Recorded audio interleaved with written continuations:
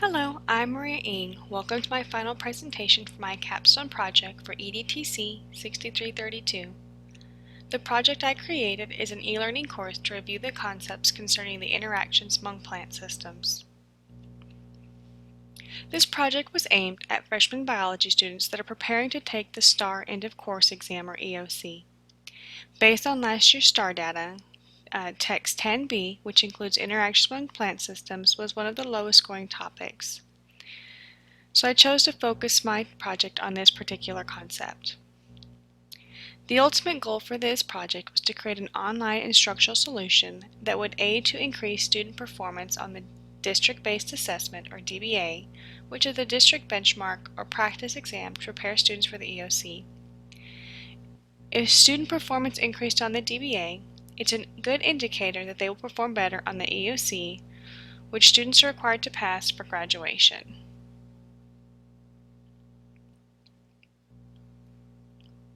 Through the process of creating this instructional solution, I was able to accomplish all the goals I had set for myself in creating a usable e-learning course. The instructional solution is housed in course sites and includes 3 lessons, which are the subtopics for Text 10B. Each of the lessons includes a page for student expectations and vocabulary, a notes page, including images and supported text, interactive videos, a discussion question, and a quiz. There is also a final exam at the end of the 3rd module.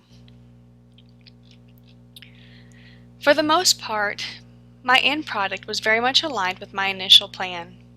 There are only 2 areas in which there were differences in my final product. First was the notes in Module 1. I was initially going to embed an MP4 video directly into the course sites, but realized that it would not be available to all users, so I opted to upload a video to YouTube and provide a link to the video to users to ensure all would be able to access it. The second difference was the inclusion of a discussion question. I originally thought that I would not be able to come up with a pertinent question to support the particular topic, but in creating the instructional solution, I was able to think of some questions that would be aligned with the content and also challenge students to show their understanding of the topics presented. To demonstrate the rationale for my instructional design, I will access my course and give a brief tour of the instructional solution.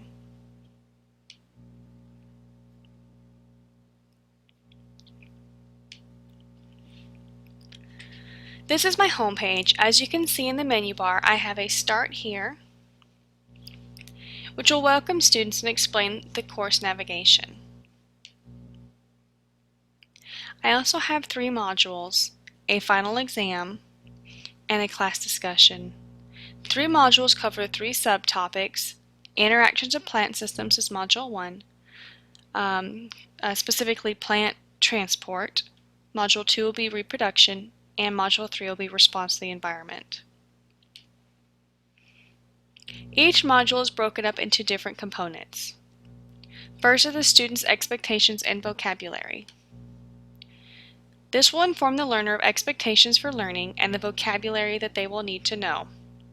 It also includes an overview of what they will do in the lesson and describe objectives and activities that will be completed. The next part of each lesson will be the notes. In Lesson 1, I've given them access to print a PDF of the notes if they would like to fill them in on a hard copy. I've also provided a video link for the lecture of these notes. Hello everybody, and welcome to our first lecture on interactions among plant systems. Today we're going to be focusing on the topic of how plants transport materials throughout the organism itself. So the students can go through, watch the video, and fill in their notes. I've also provided a extra video here on more interactions for the plants and transport through YouTube. The next part for each lesson is the interactive video. I created the video using Zaption. Feedback from students was very positive for this part of the lesson, as they really enjoyed answering questions about the video and getting immediate feedback. So I'll show you a little bit about what this looks like. This is yarrow, a flowering plant found all over the northern hemisphere. Its feathery leaves have natural astringent properties, and its scientific name, So as they go through, I'll just kind of fast forward a bit. Each of these little lines is something that's going to pop up. Through their ability to exploit resources all around them. They convert sunshine into food, they absorb. So they'll have a question, the video will pause, and they'll answer it, and they'll get feedback. So let's say they answer the question incorrectly, it'll tell them incorrect and what the correct answer is, and some of them will give a little bit further explanation. So students really enjoyed having that. I think that was probably their favorite part of this entire module. The next is each lesson has a discussion question that supports the topic for that particular lesson. Correctly answering those questions would demonstrate that the student has a good grasp of the understanding of the topic that was presented in all of the previous steps. Finally, in each lesson is the quiz. Each lesson has a 10-question quiz that I created using Google Forms. The students will answer the set of questions that will cover much of the vocabulary and some of the processes in the lessons. So students will repeat a similar process for the other 2 lessons before finally taking the 25-question final exam that will test the students' comprehension of the entire course.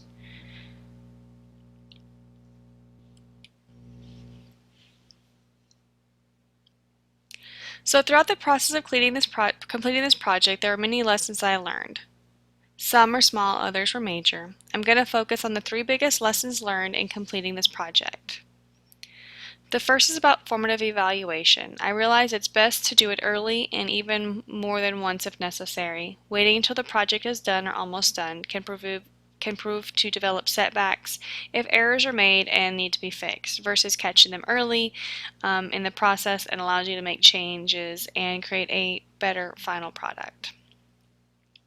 Another important lesson for me was creating and sticking to a timeline. That's one of the best ways to manage your time and keep you on track. It allows you to have a checklist of what you need to do and what you can cross off that you've already done. I think it helps you to feel accomplished with the little task and pushes you to move on to the next thing. And it makes the project a little less overwhelming. Finally, I learned that it's important to evaluate the campus or district calendar when creating your timeline. Things may seem like they're all planned out and going to fall into place, but then you realize you run into testing, for example, and that delays the finishing of your project because your selected group for formative assessment is unavailable. Things like this can slow down the progress of your work, so if you plan ahead of time, you can adjust your timetable and not have a delay in your project completion. In reference to the humans performance problem, I believe that the instructional solution was effective in addressing the problem. 100% of my students that completed the online learning course had a higher average for Text 10B on their DBA as compared to last year's scores on the EOC. As a side note, these were the same tests, so it was comparing apples to apples here, and so that was really helpful data. The overall average on this test for the students that completed this learning module was higher than last year's test also. So these same students will be taking the EOC this week, and I will be reevaluating the results on the EOC exam and see if their performance on the EOC mirrors that of the data from the DBA. I appreciate you taking your time to watch my presentation. I hope you found it informative, and I hope everybody has a great rest of the semester and a wonderful summer. Thank you.